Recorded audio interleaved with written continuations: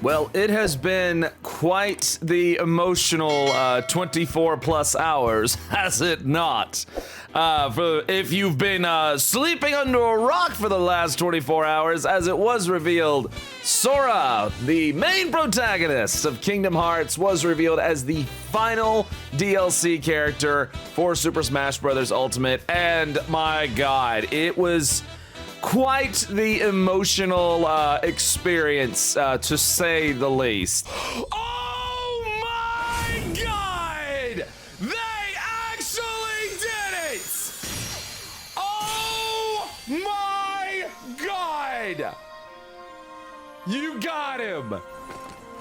They're actually doing it! Disney did it!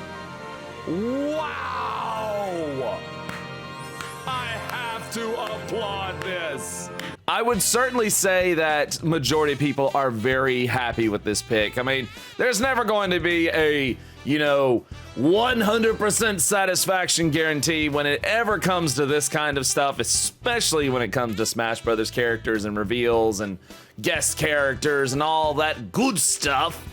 But I can honestly say, with the exception of maybe 2 other characters from the DLC, that this was definitely the one that the 99.99% were absolutely pleased with.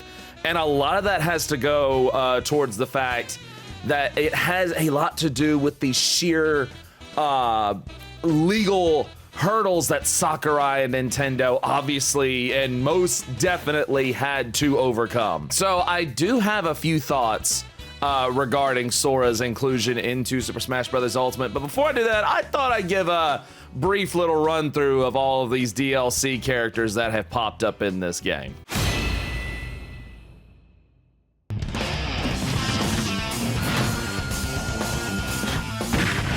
So yeah, the first one, Piranha Plant, as many perceive as the joke character or the troll character of the DLC lineup. And you know what? That actually does have a lot of merit to it.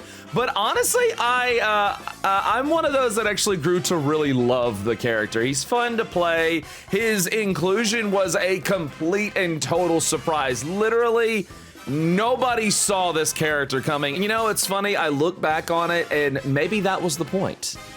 Maybe that was the point all along with Piranha Plant's inclusion into Smash Bros. Ultimate. Maybe it was Sakurai and Nintendo really telling everyone, hey, you never know who's gonna show up, and so it created this air of mystery and excitement and whatnot for the characters to come. And even if that wasn't the intention behind this character, and it really was, Sakurai just going, ha! Got him! Either way, I thought Piranha Plant's inclusion was fine. I mean, he's fun to play, nobody saw him coming, and it definitely set the stage for what came next.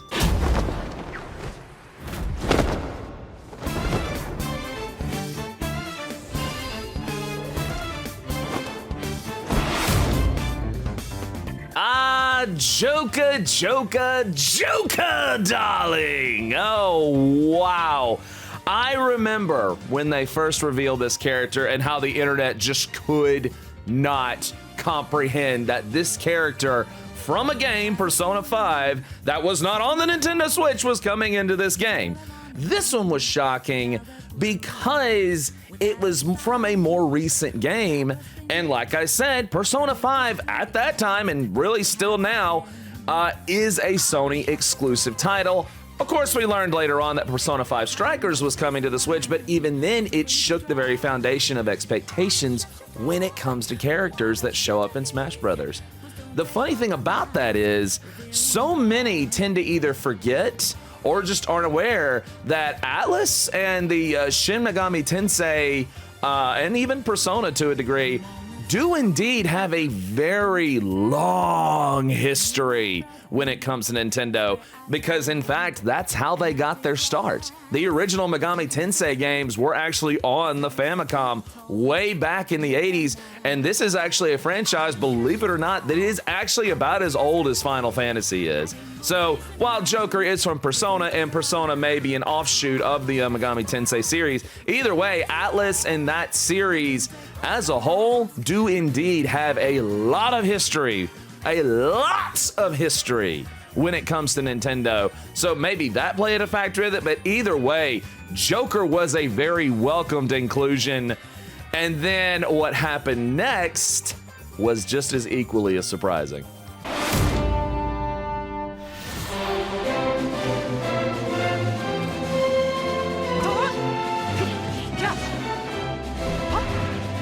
And lo and behold, a hero came along. Not one, not two, but four. Four different iterations of the hero from Dragon Quest, which honestly was a very, really cool inclusion.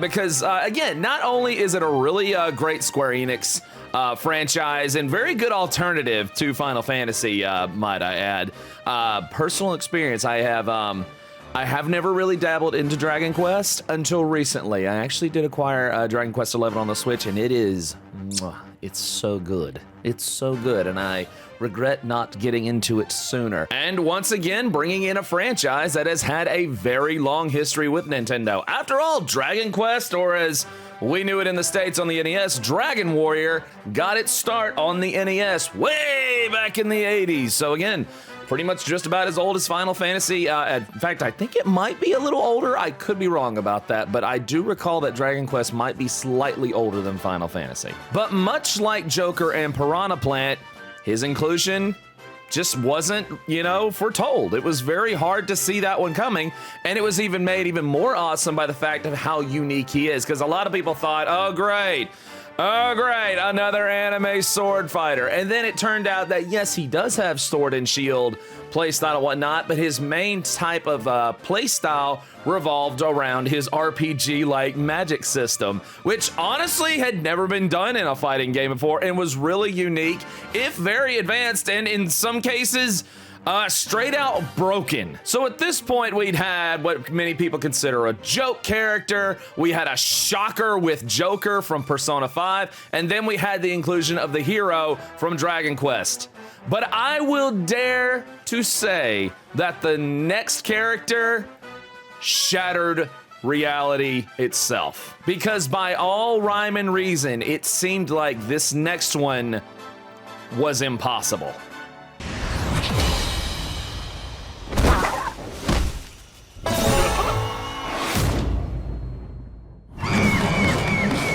And what a glorious day it was. The day that the bear and the bird came home to Nintendo. BanjoKazooie, after almost, nearly 2 decades after being on the N64 with BanjoKazooie and BanjoTooie, making a very valiant return to a Nintendo platform as a character in Super Smash Bros. And then, of course, later on, we learned that BanjoKazooie will be coming to the Nintendo Online Switch service through their N64 app. This inclusion was absolutely mind-boggling and just straight up insane, because like I said, all rhyme and reason, this should not have happened. After all, BanjoKazooie is owned by Microsoft because Microsoft owns Rare. The funny thing was, sometime before BanjoKazooie's inclusion into Super Smash Bros., Nintendo and Xbox had kind of formed some kind of agreement and partnership deal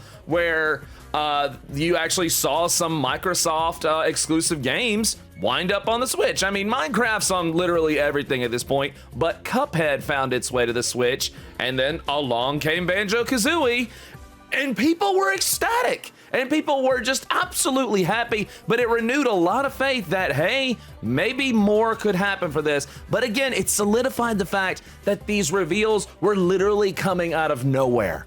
And now it seems like the sky was the freaking limit. Because if a joke character like Piranha Plant and an absolute, Joker in Joker could show up out of nowhere, and the hero from Dragon Quest, and now a character that should have been absolutely, by all rhyme and reason, impossible to acquire, the next one was just awesome.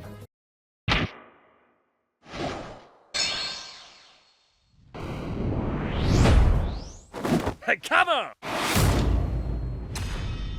Now look, you kids nowadays, I understand that you have no idea who Terry Bogart is, but his history is one that cannot be denied. First of all, it's very well documented that Sakurai himself is a big fan of SNK games, including King of Fighters and Fatal Fury. But the historical thing here is that because Smash Brothers is a fighting game, in many regards, Terry Bogart is considered one of the godfathers of fighting game characters alongside Ryu and Ken from the original Street Fighter and Street Fighter 2.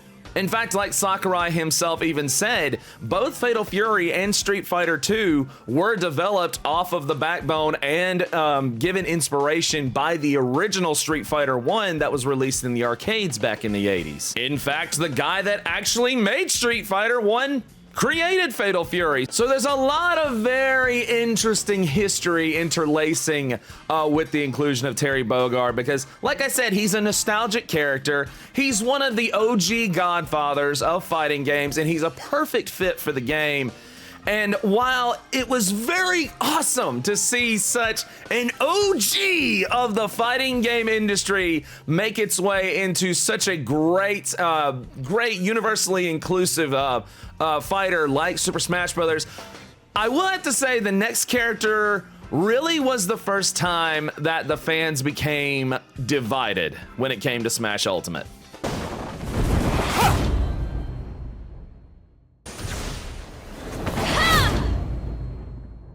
So here's the deal with Byleth. We kind of saw this one coming because a new Fire Emblem game had come out, and this is not the first time that this has happened. Lord knows, Corin, bless your heart. So we kind of did see this one coming. So in that regard, I could understand why a lot of people may have felt let down by this inclusion of Byleth. But the thing is, Byleth, him and herself, really are not that bad of a character. They are fun to play. They do have a very unique moveset that's very different from the rest of the typical Fire Emblem characters like Marth and Roy and Chrom and whatnot. But the thing I really think that one of the main reasons why so many people may have been divided on this one, I mean, sure, the Fire Emblem fans were very happy to see Byleth. After all, Byleth is the main character of the current Fire Emblem game. But I think one of the main reasons, and I personally felt this, and I saw this myself, I think one of the main reasons why so many people were divided on Byleth, and those that may have not, been happy with their inclusion, may have been that this was the last character on the first DLC pack. And with all of these shocks and surprises that were coming out of left field and out of nowhere with Joker and Piranha Plant and Hero and BanjoKazooie and Terry Bogart, it almost felt like it kind of ended on a whimper in a little bit of a way, you know? And so a lot of people were like, oh, great, now all the reveals are gonna be lame and all the surprises are gone because there's no one else they can put in now. So a lot of people did feel very let down by this one. Even though, like I said, I don't personally think Byleth is a bad character, and I don't think Byleth is a bad choice, so to say. I think the main problem with Byleth was the timing. Had Byleth come out maybe, earlier in the DLC, granted timing permitting, of course, the backlash probably would not have been as bad. And it kind of didn't help with the start of the next DLC pack either.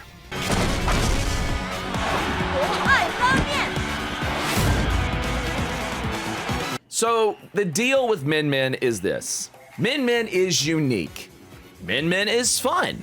MinMen plays like nobody else in the game, which is a really great thing to say, especially since all these DLC characters really feel unique and really, we're really giving great emphasis from their original source material.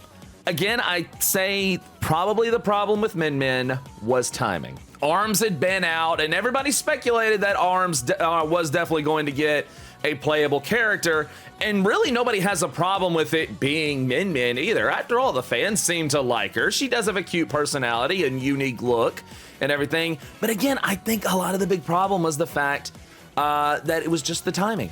I am actually one of those that when Smash Ultimate was coming out, I said that, I bet they're going to put an ARMS character in there for sure. And I really think it would have been better instead of being a DLC character, Honestly, MinMen, in my opinion, should have been on the initial roster when the game came out. Because, I mean, you know, they got Incineroar in there, they got Chrom, and they got some characters that, and Ridley from Metroid, you know, so they had new characters on the initial roster. And so a lot of people felt like it was timing, and a lot of people felt like that maybe, you know, with the hype and everything that the DLC character or guest characters are and have, you know, become synonymous with over the years, a lot of people felt like the slot was wasted on her. And I do understand, and I do kind of agree to an extent. I do think that MinMen really should have been on the initial roster, because honestly, I don't think anybody would have had a problem with her inclusion in the game at all at that point. And not that I don't think she doesn't belong in the game, but I do think she should have been on the initial roster. But all of that was quickly forgotten with what happened next.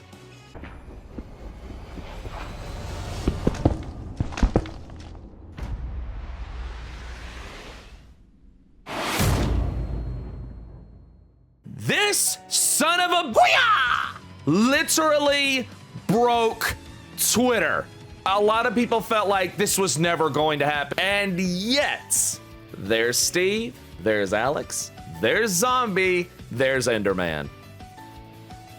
I mean, if you really think about it, I mean, why not include Minecraft? I mean, it's one of the biggest games in the entire world. It really is. No one can deny that. And it's a game that's popular with such a varying degree of ages. It's a game that encourages, you know, where the only limit is your creativity. It has taken so many different forms, and it's taken so many different, you know, modifications, and it's brought in such a wide variety of players. And Lord knows it has made some money, honey. And it's one of the few games that even after all this time, its popularity has not died even a smidge. I would even dare to say that even as popular as a game like Fortnite is concerned, Minecraft is going to be one of those games that just outlives it. Any kind of a big fad game like that, I real honestly say, I swear to God, Minecraft is going to be one of those games that just outlives them all. And that is a rarity in the video game industry. That is a rarity. And it really is a testament. It really is a testament to the game itself. But the other really cool thing about the inclusion of Minecraft and Steve and all of them was the fact that Sakurai said they literally, to a degree, had to redesign so much in the game just to make him work properly. This shows you right here, if it wasn't evident enough, just how much of a damn Sakurai cares about this. After all, Smash Brothers is his baby. He made this. This is his baby. But knowing that he would go that far to literally redesign the game for one character, and not even a Nintendo exclusive character, a guest character. The fact that they would redesign so much of the game just to make this character work. And not only that, but he's actually fun to play. Even to non-Minecraft fans, he's a fun character to play, and Lord knows he encouraged a lot of people to give Minecraft a try. I'm guilty. You know, I never really had interest in Minecraft, and then I played Steve in Smash Brothers, and I was like, is it really that fun?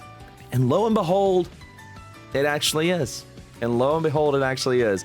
But the shocks didn't stop there, because this one, while the butt of so many jokes for years of, they should include this guy, and the other half of the internet saying, no, that's stupid, they would never, ever do that. Well, last year, we were proven wrong.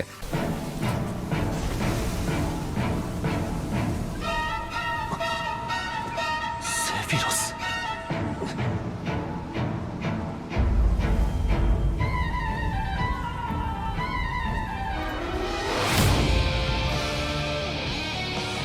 Jokes aside, this was such a welcome inclusion into this game.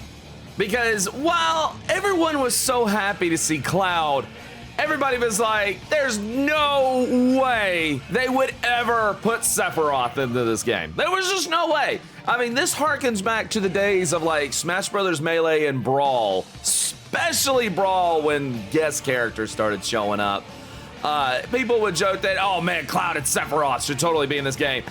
And for years, you know, I mean, I was one of them, I was like, hey, no way they'll ever do that. There ain't no freaking way. Of course, especially at the time during Brawl, when Final Fantasy VII was never on a Nintendo platform, and, you know, the numerical Final Fantasies, you know, had stopped. You know, new numerical Final Fantasies had stopped being on Nintendo platforms at the time during the era of the Nintendo Wii. And so, when the freaking thing got split open and everybody was like, what the crap? Some people thought, oh, it's Ryu Hayabusa, and then suddenly One Winged Angel hits. I mean, my reaction says it all. What? Shut up! Shut up! Shut the hell up! No! No! No, I didn't! Shut the hell up! Ah! Oh my god! What? Oh my god! Oh my god! No! No! We couldn't believe it. We literally could not believe it that Sakurai would go this far. Like, and it wasn't unwelcome. Some people said like, oh my god, they jumped the shark. In the best kind of way, you know, in the effect of like, I can't believe they did that. I can't believe they did that. And yet here he is, Sephiroth from Final Fantasy VII. Oh my god. That was such a great winter. I got an invitation to join Smash! Huh?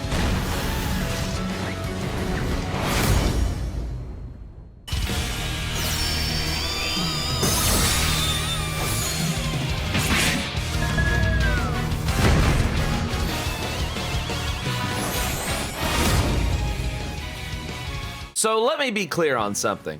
I'm not one of those that are not unhappy about the inclusion of Pyra and Mithra into Smash Bros. In fact, I think their inclusion is a very welcomed one, especially when I thought, you know, man, we really could use some more women characters in this game. And Lord knows they were a good fit. After all, Xenoblade is a Nintendo property, and they were the main character of the most recent Xenoblade game. I think it had a lot of the same feelings that Byleth's reveal got.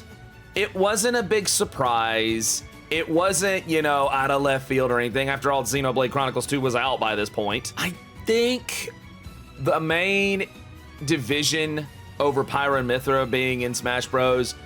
Was the fact that they had to follow Sephiroth's reveal.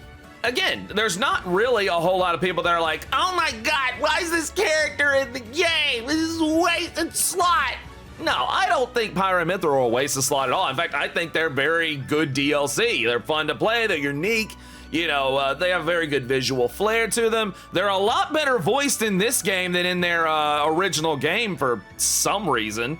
Again, I think the big problem was, oh man, they had to follow Sephiroth's reveal, and bless their hearts, that's not a mark against them. Lord knows, you know, they decide these character reveals, you know, based on them factors that are only known to them. So I don't think Pyra and Mithra were a bad inclusion at all. In fact, I don't think any of these characters thus far have been bad inclusions, like, period. Like, these are very, very good DLC packs. And I think Pyra and Mithra absolutely deserve to be in that. And while the next one might have been divisive to some degree, it was certainly not unwelcomed. Get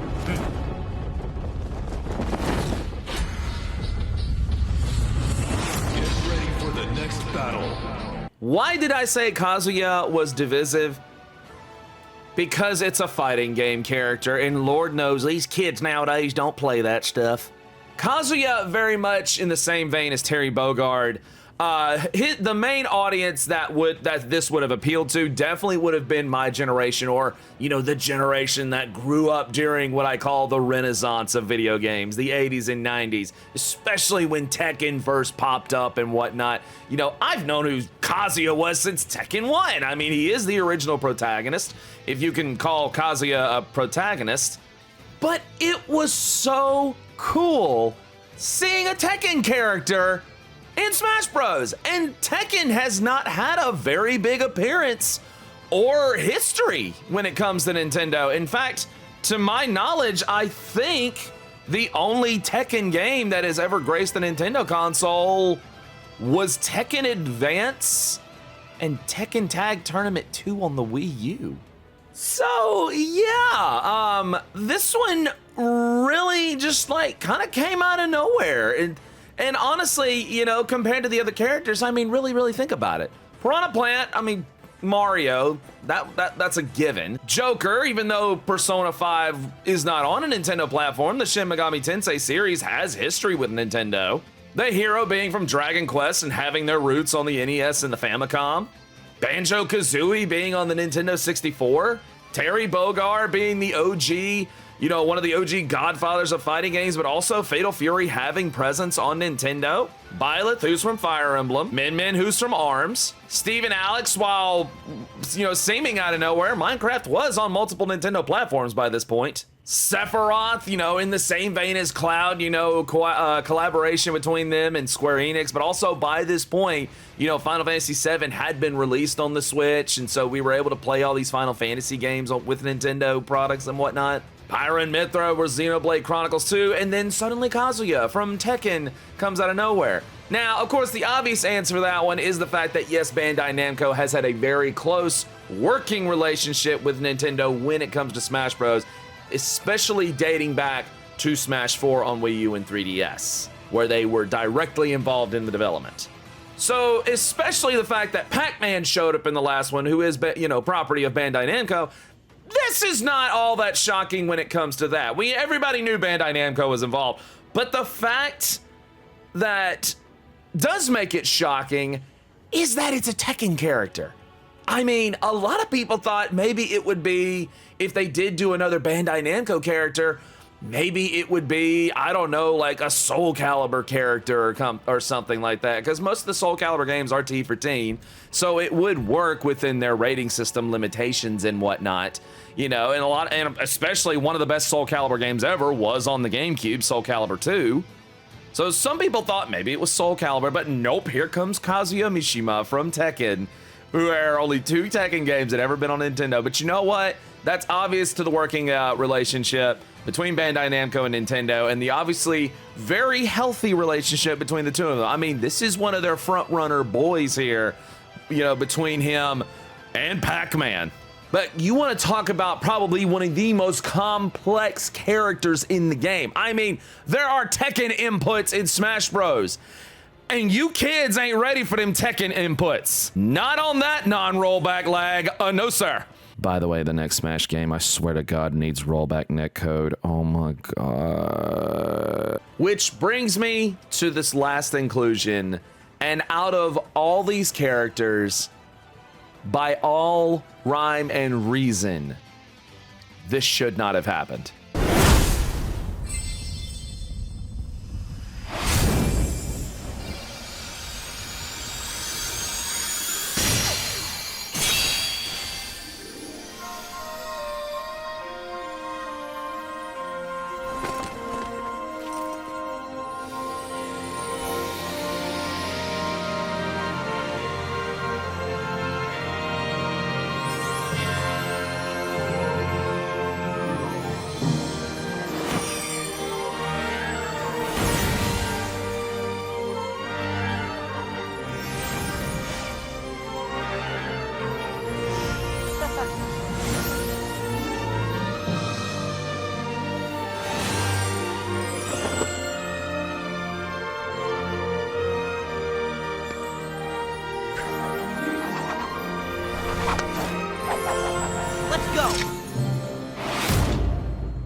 Sora from Kingdom Hearts is finally here. And it is so well put. Because as Sakurai revealed, Sora was the #1 requested character on that ballot that they made 6 years ago when Smash 4 was still out. A lot of people thought that it might have been Bayonetta that was the most requested character back then, but I do believe they publicly disclosed that Bayonetta was only like the 2nd most requested character. I could be wrong about that, but I do remember it being very ambiguous who was on that list. And they revealed that the late great Iwata had actually told Sakurai, do not reveal this information to the public. And honestly, I'm so glad they didn't. Because if it was revealed, the impact would not have been as near as impactful. It really wouldn't have, you know? Because think about this, guys, and really think about this and how far Sakurai went for the fans and for the sake of this game. Sora is from Kingdom Hearts. Kingdom Hearts is a property of Disney. Square Enix does not have ownership or any kind of ownership when it comes to Kingdom Hearts. The only input that Square Enix ever had when it came to Kingdom Hearts was the inclusion of their own Final Fantasy characters and having the actual development and being the actual development behind the game. But all of the Disney characters and the originally made characters of Kingdom Hearts, which are majority of these games, are Disney. They are Disney. And that alone should tell you what a legal nightmare that this must have been. I mean, the mouse doesn't play around, guys. They will kill to protect that mouse. It's like Nintendo and that plumber. They will take it to the grave and bury it beneath their own ashes before they let anybody have that plumber. So when I said by all rhyme and reason, Sora's inclusion just shouldn't have happened, I mean, it seemed like it was impossible. And it's not like it wasn't known that the fans wanted him. Lord knows, every month, every week, you'd see something about how fans wanted Sora for Smash Bros. The closer it got to every single Smash character reveal, every time a Nintendo Direct got brought up, for years now, for years, since they started doing DLC back on Smash 4, ever since then, the noise and the cries for Sora to be in Smash Bros. Only got louder and louder and louder and louder.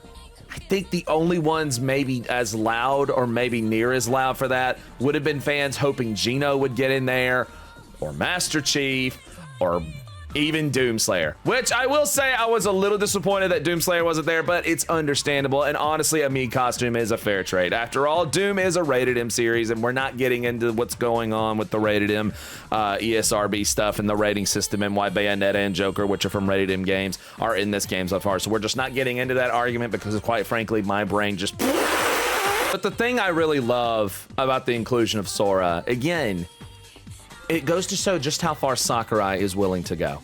Because this wasn't just something done overnight. This took years to get done. And they had to tread very carefully with this. Because you better believe, if any kind of a leak or reveal or anything like that had gotten out that Sora was going to be in Smash Bros., Disney would have pulled the plug. They would, I mean, and that would be very much like them. And you know Sakurai did not want that to happen. And that's why I am so grateful to Mr. Iwata, God rest his soul, that he told Sakurai, do not reveal the results of that poll. Because y'all, let's just be honest. If we had known, this would not have been as emotionally impactful as it was, because it was such a happy trailer. Even though they kind of debated a lot of people thinking that it was gonna be Dark Souls right at the beginning. I mean, come on, look at it. It looked like it was gonna be Dark Souls. But when the Keyblade appeared, and Lord knows they probably paid more just to have that Mickey Mouse logo keychain pop up for that 1 second than Sora's actual inclusion in the game. When that Keyblade popped up and Sora popped out, it was such a happy trailer. And oh my God, it felt, the funny thing about it is, you know, yeah, he's a Disney character and everything, and they had to fight Disney to get him in there. It was such a Disney-esque, you know, trailer, and it really harkened back to when I was a kid, of the wonder and joy that Disney brought to our childhoods. You know, it just screamed that so much. And it's just, it really is just poetic at this point of what Sakurai has done for this game and for the fans and how far he has gone. And it's so funny that it's a Disney character that he ended this game on, because Lord knows, Disney talks all about the time about dreams coming true. Well, I'm telling you, man, Sakurai makes dreams come true. He does the impossible, and he makes dreams come true. Thank you, Sakurai. You are the man. And at the end of the day, after all these DLC characters, for their ups and their downs, for their pros and their cons, I have to say these last 4 things. This DLC and the hype and the anticipation behind each one and the excitement, and the unknown factor of all of them. What a freaking ride it was. Sakurai is a god. Sakurai is a god. It's so awesome seeing Sora in this game after all this time, and he absolutely deserves it. And the 4th and final takeaway from all of this, and we can all agree, thank God it wasn't Fortnite. Thank God.